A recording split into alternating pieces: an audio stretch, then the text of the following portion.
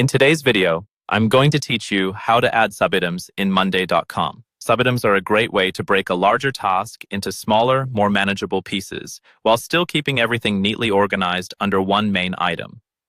Think of them as a simple way to track steps, checklists, or smaller deliverables that all roll up into a single parent task. In this walkthrough, I'll show you exactly where to click and what to look for, so you can start using subitems with confidence.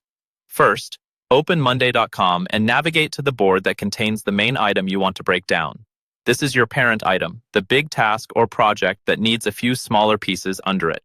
Take a moment to make sure you're on the correct board and in the right group, so you don't accidentally add subitems to the wrong place.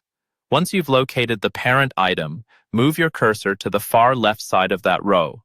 Depending on your view and settings, you'll either see a small arrow or a three-dot icon next to the item name. This is what you'll use to expand the item and reveal its subitem area.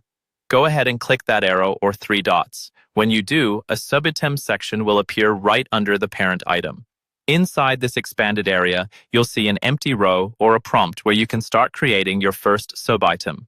Click into that new line and begin typing the name of your subitem.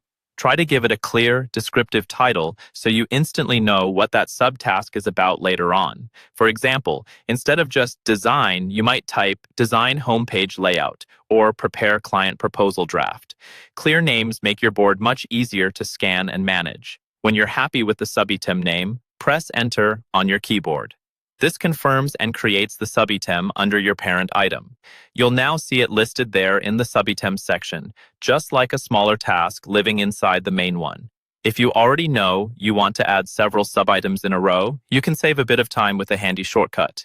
Instead of just pressing enter, press shift plus enter. This not only creates the subitem you just named, but also immediately opens a fresh line underneath it, so you can start typing the next subitem right away.